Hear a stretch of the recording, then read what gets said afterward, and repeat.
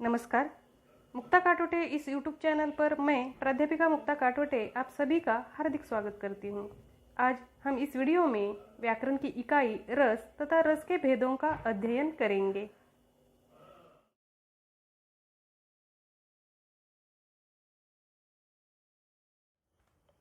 रस का शाब्दिक अर्थ होता है आनंद। काव्य को पढ़ने या सुनने से जिस आनंद की अनुभूति होती है उसे रस कहा जाता है। रस को काव्य की आत्मा माना जाता है। प्राचीन भारतीय साहित्य में रस का स्थान बहुत महत्वपूर्ण था। रस के कारण पाठकों को साहित्य कृति का आनंद मिलता है। काव्य के श्रवण या पठन से जो आनंद प्राप्त होता है उसे रस कहा जाता है। रस की उत्पत्ति को सबसे पहले परिभाषित करने का श्रेय भरत मुनि को जाता है। उन्होंने अपने नाट्यशास्त्र में रस के 8 प्रकारों का वर्णन किया है। भरत मुनि ने लिखा है, विभानुभाव व्यभिचारी संयोगद्र निष्पत्ति, अर्थात विभाव, अनुभाव और संचारी भावों के संयोग से रस की निष्पत्ति होती है। आचार्य धनंजय जी ने रस की परिभाषा इस प्रकार की है। वे कहते हैं, विभाव, अनुभाव, सात्विक, साहित्य भाव और व्यभिचारी भावों के संयोग से आस्वाद्यमान स्थायी भाव ही रस है। डॉक्टर विश्वंभरनाथ कहते हैं, भावों के छंदात्मक समन्वय का नाम ही रस है। आचार्य रामचंद्र शुक्ल जी ने भी रस की परिभाषा की है। वे कहते हैं, जिस भांति आत्मा की मुक्तावस्था ज्ञान दशा कहलाती है, उस भांति हृदय की मुक्तावस्था रस कहलाती है। उपर्युक्त परिभाषाओं के अनुसार रस के विभिन्न अंग माने जाते हैं। इन अंगों के समन्वय से ही रस की निष्पत्ति होती है। रस के 4 अंग होते हैं। वे हैं विभाव, अनुभाव, संचारी भाव एवं स्थायी भाव। उसमें से पहला है विभाव। विभाव का अर्थ है जो व्यक्ति, परिस्थिति, पदार्थ अन्य व्यक्ति के हृदय के भावों को जगाते हैं, उन्हें विभाव कहते हैं। इनके आश्रय से रस प्रकट होता है। उदाहरणार्थ, चांदनी रात, प्राकृतिक सौंदर्य, इनके वर्णन के माध्यम से श्रृंगार रस की निष्पत्ति होती है। शत्रु की सेना, युद्धवाद्य की आवाज़, शत्रु की ललकार के माध्यम से वीर रस की निर्मिति होती है। रस का दूसरा अंग है अणुभाव। मनोभावों को व्यक्त करने वाले शारीरिक विकार अणुभाव कहलाए जाते हैं। उदाहरणार्थ, स्वेद, रोमांच, कंप, अश्रु, स्वरभंग आदि। रस का तीसरा अंग है संचारी भाव। स्थायी भावों के साथ संचरण करने वाले भाव जो होते हैं उन्हें संचारी भाव कहा जाता है। संचारी भाव किसी एक स्थायी भाव के साथ नहीं रहते, इसलिए इन्हें व्यभिचारी भाव कहलाया जाता है।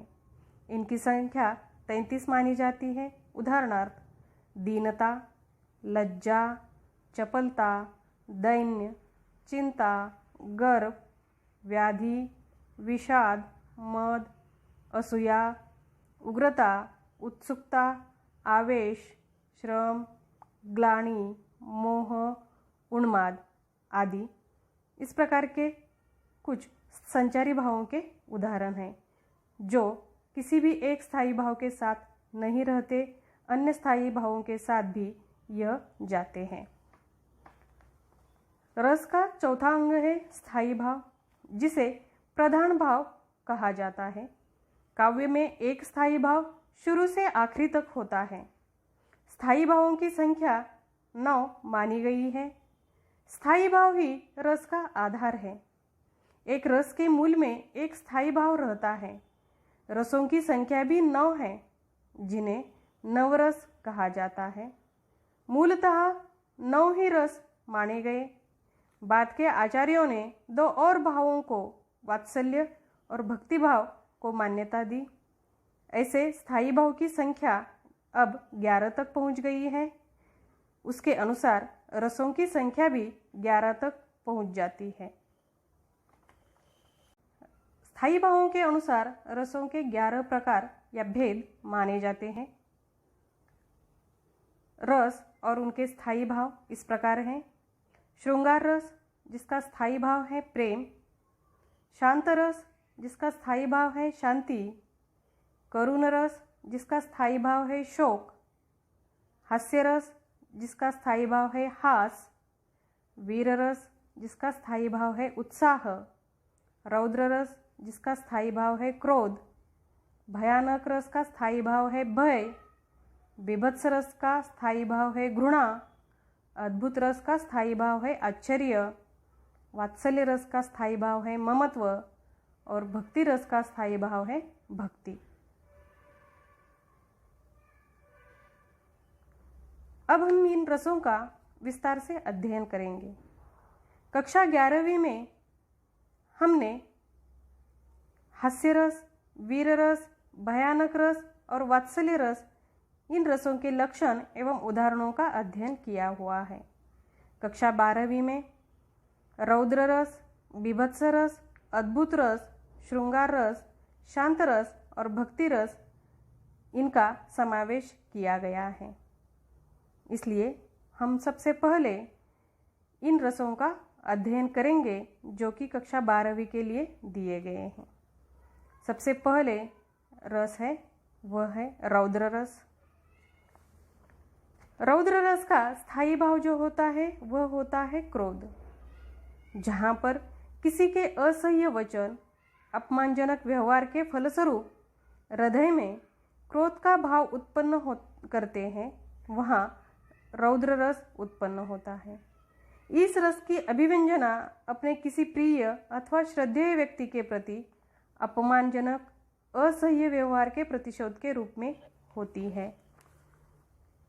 इसका उदाहरण हम देखेंगे। उदाहरणार्थ, श्री कृष्ण के वचन सुन अर्जुन क्रोध से जलने लगे, सब शोक अपना भूल कर करतल युगल मलने लगे।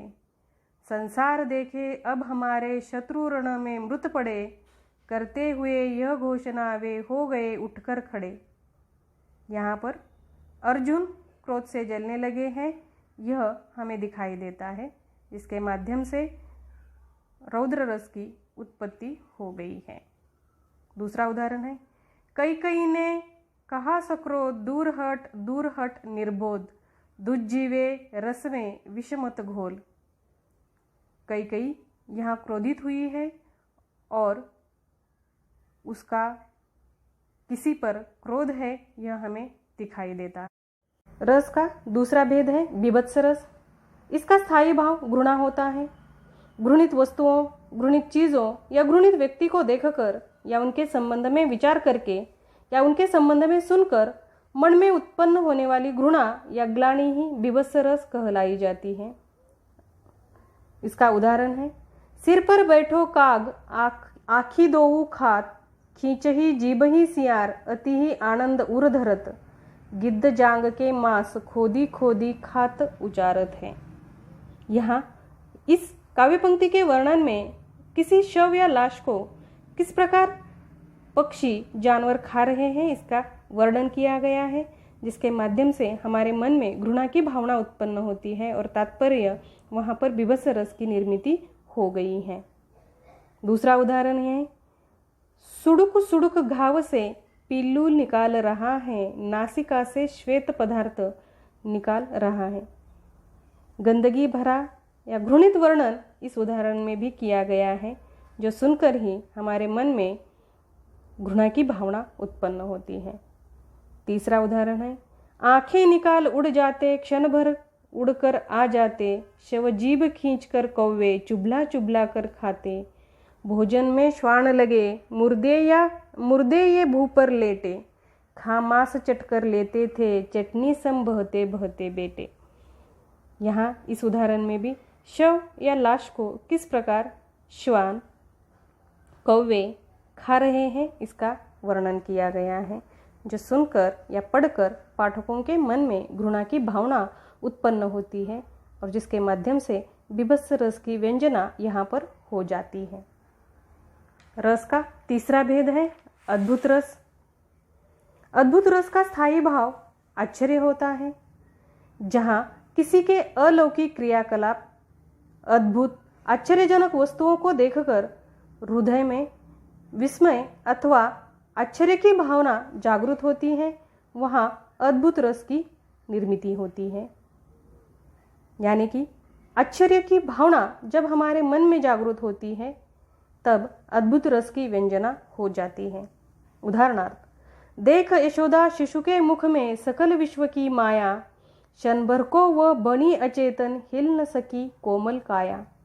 इस उदाहरण में यशोदा ने अपने बच्चे के मुख में सकल विश्व को देखा और यह अजूबा देखकर वह क्षण भर के लिए अचेतन हो गई, वह हिल न सकी।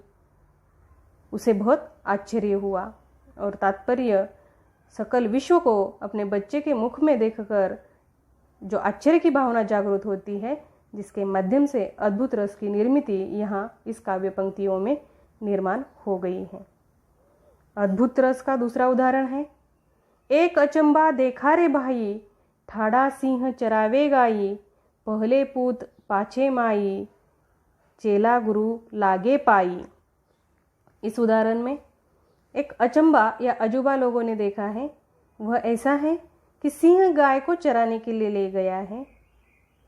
पहले माई या माँ होती है, बाद में बेटा होता है, परंतु लोगों ने पहले पुत्र को, बाद में माँ को देखा। और यहाँ पर अजूबा यह है कि चेला जो है वो गुरु के दर्शन करता है, परंतु यहाँ अजूबा यह है कि गुरु जो है वह चेले के पाँव पड़ रहा है, वंदन कर रहा है, जो कि सामान्य नहीं है। अलौकिक या अद्भुत या आश्चर्यजनक क्रियाएं या वस्तुएं या वर्णन सुनकर जब आश्चर्य की भावना निर्माण होती है तब अद्भुत रस की उत्पत्ति हो जाती है। और उदाहरण है अद्भुत रस का, बिनु पग चले सुने बिनु काना, कर बिनु कर्म करे विधि नाना, आनन रहित सकल रस भोगी, बिनु वाणी वक्ता बड़ जोगी। यहाँ एक ऐसे आश्चर्य का वर्णन किया गया है कि एक व्यक्ति जो है उसे पैर नहीं है फिर भी वह चल रहा है, कान नहीं है फिर भी वह सुन सकता है, हाथ नहीं है फिर भी वह काम करता है, मुख नहीं है परंतु वह सकल रसों का भोग ले सकता है, वाणी नहीं है लेकिन एक बहुत बड़ा वह वक्ता है। इस प्रकार का यहाँ अद्भुत वर्णन किया गया है, जिसके माध्यम से अद्भुत रस की निर्मिति हो गई है। रस का अगला भेद है श्रृंगार रस। श्रृंगार रस का स्थायी भाव रति होता है, जहाँ नायक नायिका के सौंदर्य तथा प्रेम संबंधी वर्णन होता है, वहाँ श्रृंगार रस होता है। श्रृंगार रस को रसराज या रसपति कहा गया है, जहाँ नायक और नायिका अथवा स्त्री पुरुष की प्रेमपूर्ण चेष्टाएं क्रियाकलाप का श्रृंगारिक वर्णन हो, वहाँ श्रृंगार रस की व्यंजना होती है। उदाहरणार्थ, राम के रूप निहारती जानकी, कंकन के नग की परछाई, याते सबे सूधी भूली गई, कर टेकी रही पलटारत नहीं। यहाँ पर जानकी अर्थात सीता मैया राम के रूप को किस प्रकार निहारती है और अपनी सुध खो गई है, यह वर्णन किया गया है। दूसरा उदाहरण है, कहत नटत रिझत खिजत, मिलत खिलत लजियात, भरे भवन में करत है नैनु नहीं सौ बात। यहाँ पर बिहारी जी ने राधा और कृष्ण के प्रेम लीलाओं का, चेष्टाओं का वर्णन किया हुआ है कि भरे भवन में राधा सभी लोगों के सामने राधा और कृष्ण आँखों के माध्यम से किस प्रकार 100 प्रकार की बातें कर सकते हैं, यह यहाँ इस काव्य पंक्ति में वर्णन किया है। और यह वर्णन के माध्यम से श्रृंगार रस की उत्पत्ति हो जाती है। रस का अगला भेद है शांत रस। शांत रस जिसका स्थायी भाव शांत होता है या शांति होता है, जहाँ भक्ति, नीति, ज्ञान, वैराग्य, धर्म, दर्शन, तत्वज्ञान अथवा सांसारिक नश्वरता संबंधी प्रसंगों का वर्णन हो, वहाँ शांत रस उत्पन्न होता है। ज्ञान होने अथवा मन में वैराग्य उत्पन्न होने पर मन में ऐसे भाव जागृत होते हैं। संत साहित्य में इस प्रकार के भावों को अधिकतर हम देख सकते हैं। इसका उदाहरण है, माला फेरत जुग भया गया न मन का फेर, माला फेरत जुग भया गया न मन का फेर, कर का मन का डारी के मन का फेर। दूसरा उदाहरण है, माटी कहे कुम्हार से तू क्या रोंदे मोए, एक दिन ऐसा आएगा मैं रो दूंगी तोहे। और इसके उदाहरण हम कुछ देख सकते हैं, तो को पीव मिलेंगे घूंघट के पट खोल रे, तो को पीव मिलेंगे घूंघट के पट खोल रे, घट घट में वही साई रमता कटुक बचन मत बोल रे। और एक उदाहरण है, रही मन गली है सांकरी दूजो नहीं ठहराई, हरि अहे तो मैं नाही, मैं अहे तो हरि नाही। रस का अगला भेद है भक्ति रस। भक्ति रस का स्थायी भाव भक्ति होता है। इस रस में ईश्वर की अनुरक्ति और अनुराग का वर्णन होता है, अर्थात इस रस में ईश्वर के प्रति प्रेम का वर्णन किया होता है। जहाँ ईश्वर अथवा अपने इष्ट देवता के प्रति श्रद्धा, अलौकिकता, स्नेह, विनयशीलता का भाव हृदय में उत्पन्न होता है, वहाँ भक्ति रस की व्यंजना होती है। ईश्वर के प्रति भक्ति की भावना काव्य पंक्तियों को पढ़कर या सुनकर पाठकों के मन में भक्ति रस के माध्यम से उत्पन्न होती है। उदाहरणार्थ, लोग कहे मीरा हो गई बावरी, लोग कहे मीरा हो गई बावरी, सास कहे कुलनाशी रे, मीरा के प्रभु गिरधर नागर, बेगी मिले अविनाशी रे। यहाँ पर इस काव्य पंक्ति में संत मीराबाई अपने ईश्वर की आराधना करते हुए अपना वर्णन करती है, जिसके माध्यम से भक्ति रस की उत्पत्ति हो गई है। दूसरा उदाहरण है, तू दयालु दीन हो, तू दानी हो भिकारी, हो प्रसिद्ध पातकी, तू पाप पुंजहारी। ईश्वर का वर्णन यहाँ पर भी किया गया है। और अन्य उदाहरण हम देखेंगे, समदर्शी है नाम तिहारो सोई पार करो, एक नदिया एक नार कहावत मैलो नीर भरो, सो दुविधा पारस नहीं जानत कंचन करत खरो। और अन्य एक उदाहरण है, दुख में सुमिरन सब करे सुख में करे न कोय, जो सुख में सुमिरन करे तो दुख काहे को होय। इस प्रकार के भक्ति रस के उदाहरण हमने देखे हैं। संत मीराबाई, संत तुलसीदास, संत सूरदास आदि के काव्यों में भक्ति रस की झांकी दिखाई देती है। भक्ति रस को लेकर हिंदी साहित्य में भक्ति काल का दौर चल चुका है, जिसमें अधिकतर भक्ति रस पर आधारित ही काव्य लेखन किया गया। इस प्रकार कक्षा 12वीं के लिए इन रसों का अध्ययन करना आवश्यक है। आपको कृति पत्रिका में रस के उदाहरण देकर इस काव्य पंक्तियों में कौन सा रस उत्पन्न होता है, यह प्रश्न पूछा जाएगा। अब हम कक्षा 11वीं के लिए रखे हुए रसों के भेदों का अध्ययन करेंगे। कुल मिलाकर रसों के भेद 11 है। उसमें से 6 रसों के भेद कक्षा 12वीं के अध्ययन के लिए समाविष्ट किए गए हैं तथा 5 रसों के भेदों का अध्ययन कक्षा 11वीं के लिए करना है। तो कक्षा 11वीं के लिए जो रसों के भेद रखे गए हैं वे हैं करुण रस, हास्य रस, वीर रस, भयानक रस तथा वात्सल्य रस। अब हम इन 5 रसों के भेदों का अध्ययन करेंगे। उसमें से सबसे पहला रस का भेद है करुण रस।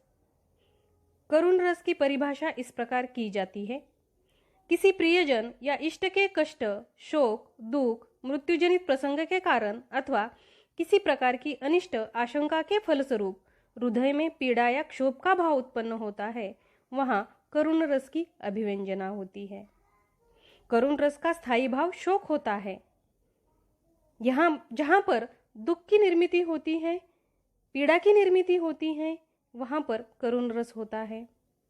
करुण रस का विभाव विनष्ट व्यक्ति अथवा वस्तु होती है, उससे संबंधित कुछ चीज़ें होती हैं, उसका दाह कर्म होता है या इष्ट के चित्र का वर्णन आदि के कारण करुण भाव की निर्मिति होती है। इसका अनुभव भूमि पर गिरना, निश्वास, छाती पीटना, रुदन, मूर्छा, कंप या प्रलाप के स्वरूप में होता है। अब हम करुण रस का उदाहरण देखेंगे। वह आता दो टूक कलेजे के करता, पछताता पथ पर आता।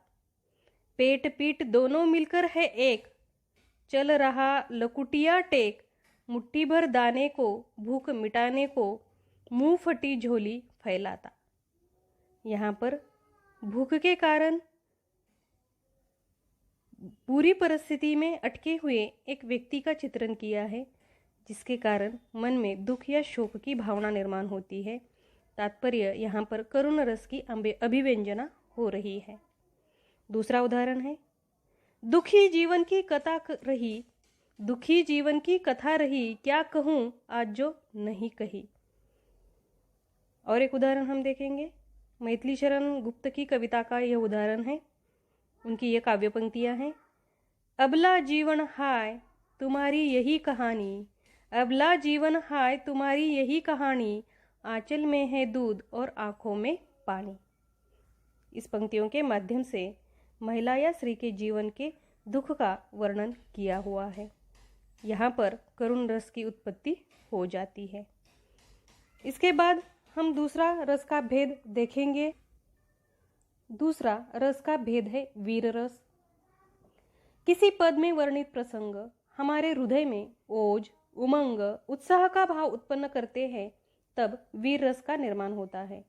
ये भाव शत्रुओं के प्रति विद्रोह, अधर्म, अत्याचार का विनाश, असहायों को कष्ट से मुक्ति दिलाने के लिए व्यंजित होते हैं। वीर रस का स्थायी भाव उत्साह होता है और इसका आलंबन अत्याचारी या शत्रु होता है। शत्रु का पराक्रम, शत्रु का अहंकार देखकर वीर रस की निर्मिति हो जाती है।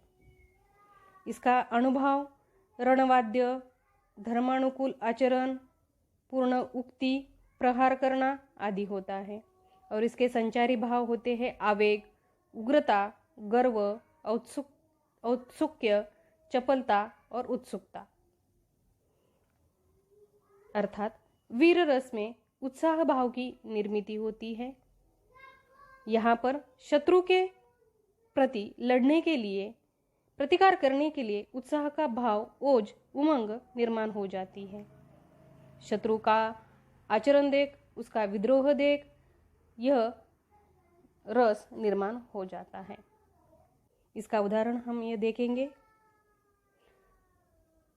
लक्ष्मी थी या दुर्गा थी वह, स्वयं वीरता की अवतार। दूसरा उदाहरण है, साजी चतुरंग सैन, अंग में उमंग धरी, सरजा शिवाजी जंग जीतन चलत है, भूषण भनत नाद बिहद नगारन के, नदी नद मद गैबरन के रलत है। यहाँ पर कवि भूषण की काव्य पंक्तियों के माध्यम से वीर रस की अभिव्यंजना हो गई है। अगला उदाहरण हम सुभद्रा कुमारी चौहान का देखेंगे। वे कहती है, दूर फिरंगी को करने की सबने मन में ठानी थी, दूर फिरंगी को करने की सबने मन में ठानी थी, चमक उठी सन 57 में वह तलवार पुरानी थी, बुंदेले हर बोलों के मुंह हमने सुनी कहानी थी, खूब लड़ी मर्दानी वह तो झांसी वाली रानी थी। यहाँ मर्दानी झांसी वाली रानी का वर्णन किया है, जो वर्णन पढ़कर ही हमारे शरीर पर रोंगटे खड़े हो जाते हैं तथा हमारे मन में लड़ने के लिए जिस प्रकार उत्साह की आवश्यकता होती है, उसी प्रकार उत्साह की निर्मिति हमारे मन में हो जाती है और अर्थात यहाँ पर वीर रस की निर्मिति होती है। यहाँ पर और एक उदाहरण है, मैं सत्य कहता हूँ सखे, सुकुमार मत जानो मुझे, यमराज से भी युद्ध में प्रस्तुत सदा मानो मुझे। यह उदाहरण भी वीर रस का उदाहरण है। रस का अगला भेद हम देखेंगे, वह है भयानक रस। जब काव्य में भयानक वस्तुओं या दृश्यों के प्रत्यक्षीकरण के फलस्वरूप हृदय में भय का भाव उत्पन्न होता है, तब भयानक रस की अभिव्यंजना होती है। अर्थात भयानक वस्तु या दृश्यों के कारण हमारे हृदय में भय या डर की भावना निर्माण हो जाती है, या जिस काव्य पंक्तियों को पढ़कर या सुनकर हमारे मन में भी भय की निर्मिति होती है, तब वहाँ पर भयानक रस निर्माण हो जाता है। यहाँ पर केशवदास की एक पंक्ति काव्य पंक्तियों का उदाहरण दिया है भयानक रस के रूप में। प्रथम टंकारी झुकी सारी संसार, मद चंडक को दंड रहियो, मंडी नवखंड को। चाली अचला अचल घाली दिगपाल बल, पाली ऋषिराज के वचन परचंड को। बांधी बर स्वर्ग को, साधी अपवर्ग, धनुभंग को स्तब्ध गयो, भेदी ब्रह्मांड को। दूसरा उदाहरण भयानक रस का यहाँ पर जयशंकर प्रसाद जी की काव्य पंक्तियों का है। वह इस प्रकार है। उधर गरजती सिंधु लहरिया, कुटिल काल के जालों सी, चली आ रही है फैन उगालती, फन फैलाए व्यालों सी। इस वर्णन के माध्यम से भी भयानक रस की अभिव्यंजना हो रही है। अगला रस का भेद है हास्य रस। जब काव्य में किसी की विचित्र वेशभूषा, अटपटी आकृति, क्रियाकलाप, रूप, रंग, वाणी एवं व्यवहार को देखकर, सुनकर, पढ़कर हृदय में हास का भाव उत्पन्न होता है, वहाँ हास्य रस की निर्मिति होती है। यानी कि कुछ व्यंग या कुछ अटपटी आकृति, क्रियाकलाप, रूप, वाणी आदि को देखकर हास्य की निर्मिति होती है, वहाँ पर हास्य रस होता है। यहाँ पर उदाहरण काका हतरसी की काव्य पंक्तियों का दिया गया है। वह उदाहरण इस प्रकार है। तंबूरा ले मंच पर बैठे प्रेम प्रताप, साज मिले 15 मिनट, घंटा भर आलाप। घंटा भर आलाप, राग में मारा गोता, धीरे धीरे खिसक चुके थे सारे श्रोता। यहाँ पर एक गायक के प्रताप का वर्णन किया गया है कि किस प्रकार वे गीत गाते हैं, जो उनकी क्रियाकलाप जो है जिसके कारण हास्य की निर्मिति होती है। दूसरा उदाहरण है यहाँ पर अजमेरी लाल महावीर का, उनकी काव्य पंक्तियाँ हैं। मैं ऐसा शूरवीर हूँ, पापड़ तोड़ सकता हूँ। मैं ऐसा शूरवीर हूँ, पापड़ तोड़ सकता हूँ, अगर गुस्सा आ जाए तो कागज मरोड़ सकता हूँ। यह काव्य पंक्तियाँ पढ़कर भी हमारे मन में हास्य की भावना निर्माण हो जाती है या हमें हंसी आ जाती है, और इसके रूप में हास्य रस की निर्मिति यहाँ पर हो गई है। जिस काव्य को पढ़कर या सुनकर हंसी आ जाती है या हास्य की भावना हमारे मन में निर्माण हो जाती है, वहाँ पर हास्य रस की अभिव्यंजना हो जाती है। कक्षा 11वीं के लिए रखे हुए रसों के भेदों में से आखिरी प्रकार हम यहाँ पर देखने वाले हैं, वह है वात्सल्य रस। जब काव्य में अपनों से छोटों के प्रति स्नेह या ममत्व का भाव अभिव्यक्त होता है, वहाँ वात्सल्य रस की निर्मिति होती है। वात्सल्य रस का स्थायी भाव ममत्व होता है। यहाँ पर माँ का अपने पुत्र के प्रति, भाई का दूसरे भाई के या बहन के प्रति प्रेम, पिता का अपने पुत्रों के प्रति प्रेम भी हो सकता है।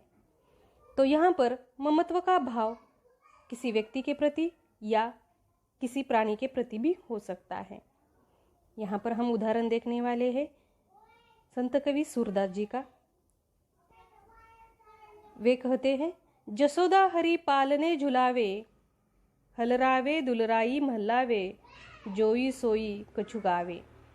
यहाँ पर यशोदा और कृष्ण के प्रति, एक दूसरे के प्रति उनके होने वाले ममत्व और स्नेह का वर्णन इन काव्य पंक्तियों में किया गया है, जिसके माध्यम से वात्सल्य रस की निर्मिति हो गई है।